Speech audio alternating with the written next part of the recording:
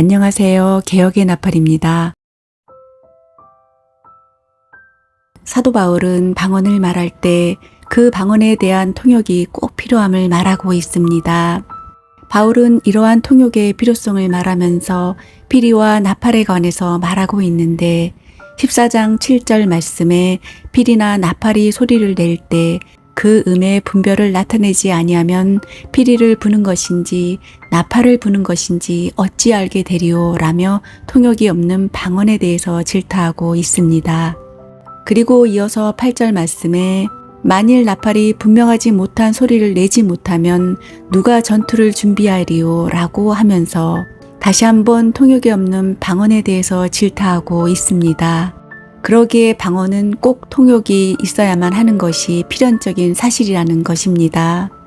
또한 9절 말씀에 이와 같이 너희도 혀로서 알아듣기 쉬운 말을 하지 아니하면 그 말하는 것을 어찌 알리오. 이는 허공에다 말하는 것이라고 질타하고 있습니다. 이 말씀에서 바울은 방언을 혀와 관련해서 말하고 있습니다. 이처럼 누가도 사도행전 2장에서 오순절날 성령이 임하셔서 방언을 말하게 된 것에 대해서 말하면서 혀와 관련해서 말하고 있습니다.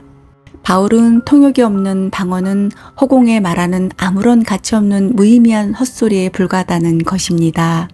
또한 10절에 이같이 세상에 소리의 종류가 많으나 뜻없는 소리는 없나니 라고 소리의 의미에 대해서 설명하며 11절에 내가 그 소리의 뜻을 알지 못하면 내가 말하는 자에게 외국인이 되고 말하는 자도 내게 외국인이 되리니 라고 기록하면서 언어 소통의 부재에 관해서 말하고 있습니다.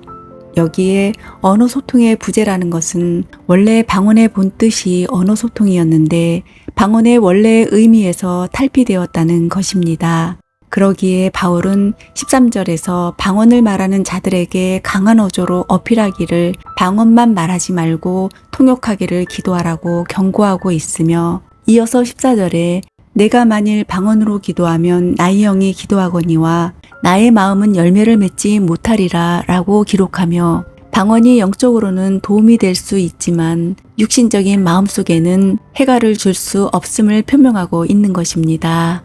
진정한 신앙이란 영과 육에 모두 다 영향을 미치는 것이기에 그렇지 못한다면 그 신앙은 잘못된 신앙일 수밖에 없는 것입니다.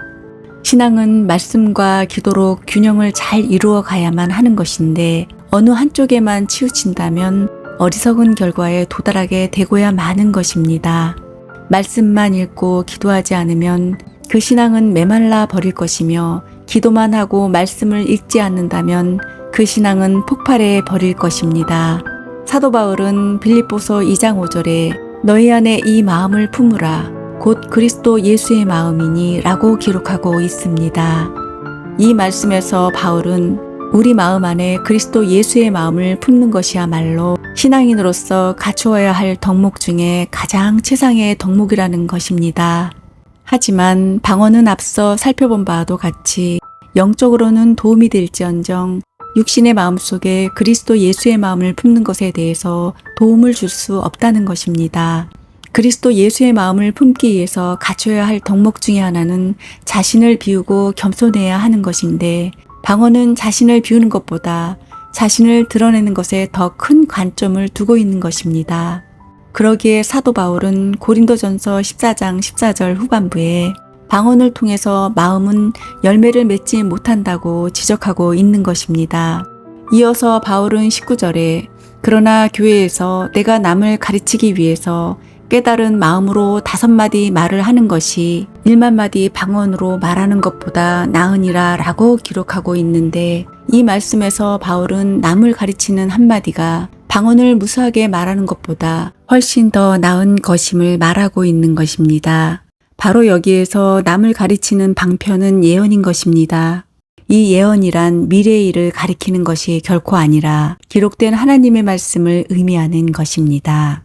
사도 바울은 디모데후서 4장 6절 후반부에 나의 떠날 기약이 가까웠도다 라고 기록하며 자신의 죽음의 시간이 다가옴을 직감하고 디모데에게 디모데후서 3장 16절에 모든 성경은 하나님의 감동으로 된 것이라고 말하는데 이 말씀에서 모든 성경이란 이미 기록되어진 하나님의 말씀인 구약 성경을 의미하고 있는 것입니다. 사도 바울은 고린도전서 14장 23절에 그러므로 온 교회가 함께 모여 다 방언으로 말하면 알지 못하는 자들이나 믿지 아니하는 자들이 들어와서 너희를 미쳤다 하지 아니하겠느냐라고 지적하고 있습니다.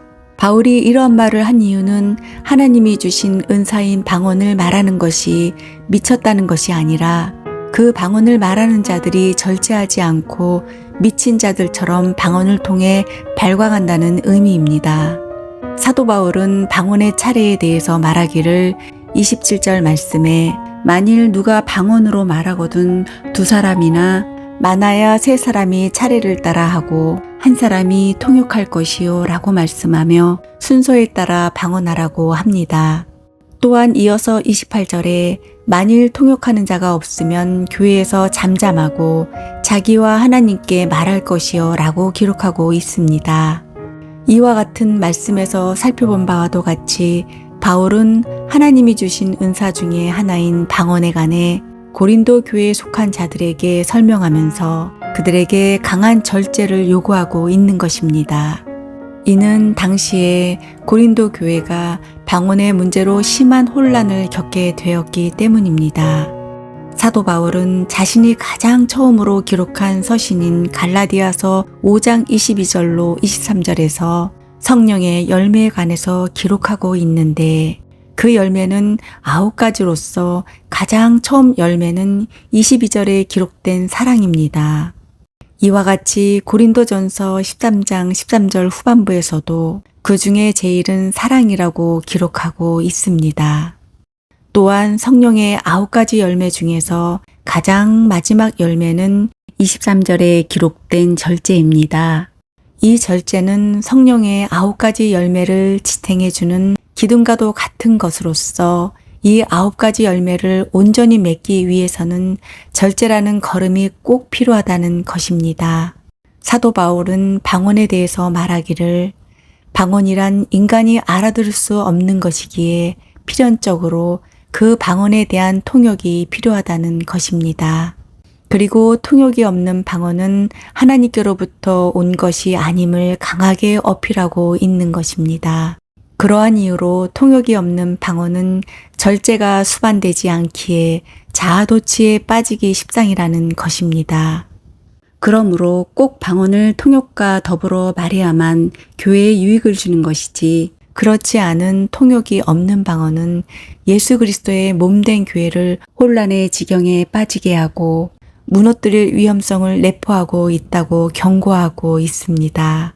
이러한 방언과 통역은 고린도 교회 당시에 주어진 제한적인 은사인 것입니다.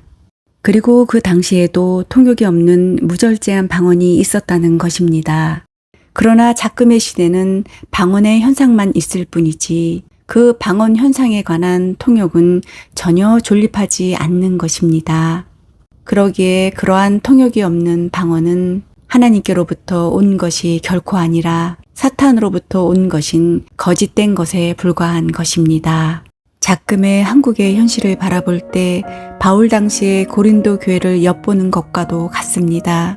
그 고린도 교회 당시에는 아직 계시가 완성되지 않고 진행되는 과정이기에 방언의 허용성이 제시되었지만 지금의 시대는 이미 성경이 완성되었기에 더 이상의 은사가 필요치 않은 것입니다. 그 이유인즉 성경이 완성되기 이전에는 하나님께서 주신 은사를 통해 성경을 완성해 갔지만 지금의 시대는 성경이 이미 완성되었기에 더 이상 성경을 완성해 가는 데 있어서 은사가 필요치 않는 것입니다. 그러기에 성경이 완성된 이후의 은사는 오히려 신앙을 저해시키는 요소를 제공할 뿐인 것입니다. 또한 하나님께서도 성경이 완성된 이후에는 더 이상의 은사를 허용하지 않으신 것입니다. 이는 성경을 성경으로서 믿게 하는데 결코 도움이 되지 않기 때문입니다. 하지만 오늘날 은사주의자들은 여전히 하나님의 은사가 지속되고 있음을 주장하며 심지어는 자신들이 방언으로 기도하면 하나님이 계시를 주신다고 망발을 일삼으며 떠들어대고 있는 것입니다. 그러나 성경 외에는 더 이상의 계시는 결코 있을 수가 없으며 하나님께서는 성경을 통해 계시를 완성하셨기에 더 이상의 계시를 주시지 않는 것입니다. 그렇다면 은사주의자들이 말하는 계시는 과연 누구에게로부터 온 것인가? 그것은 당연하게도 미혹하는 영인 사탄인 것입니다. 그들은 하나님의 계시 외에 특별한 계시를 받았다고 주장하며 이 특별한 계시는 소위 직통계시라고 말하고 있습니다. 그 직통계시가 특별한 이유는 사람들의 앞날을 자신들이 미리 알 수 있다는 것입니다. 작금의 한국 교회 현실은 이러한 하나님이 사도시대 때 주셨던 방언과 은사에 관해 미련과 아쉬움을 떨쳐버리지 못한 채 그날이 성경의 완성을 통해서 종결되었음에도 불구하고 여전히 그날이 이어져 온다고 거짓 망발을 일삼고 있습니다. 성경시대의 변천사에 관해서 간략하게 정의해보면 믿음의 주상인 아브라함이 생존했던 족장시대를 거쳐 삼손이 생존했던 사사시대를 거쳐 사무엘이 생존했던 선지자 시대를 거쳐 구약시대가 막을 내리게 되었습니다. 여기에서 사무엘은 사사시대와 선지자 시대를 잇는 가교 역할을 하게 되었는데 이 사무엘은 마지막 사사이자 최초의 선지자인 것입니다. 구약성경의 종결판인 말라기 4장 5절 후반부에 내가 선지자 엘리야를 너희에게 보내리니 라고 약속하신 것처럼 그 엘리야인 세례요한의 등장으로 이 세례요한이 신약시대의 서막을 열게 된 것입니다. 여기에서 세례요한은 구약시대와 신약시대를 잇는 가교 역할을 하게 된 것입니다. 이 세례요한은 예수 그리스도께서 세상에 오심을 선포하였고 예수 그리스도께서 세상에 오시고 12명의 제자를 부르시고 그들을 세상에 복음을 증거하는 사도로 보내시고 성경의 완성으로 말미암아 사도시대가 끝이 난 것입니다. 이러한 사도시대는 약 AD 30년에서 100년 사이로서 예수 그리스도께서 공적인 생애를 시작할 때부터 신약성경의 기록이 완성된 시기입니다. 신약성경 중에 맨 마지막에 기록된 성경인 요한계시록은 AD 96년경에 완성되었습니다. 그리고 베드로가 생존했던 사도시대를 이어 폴리갑이 존재했던 속사도 시대가 열리게 되었는데 이 속사도 시대는 약 AD 100년에서 150년입니다.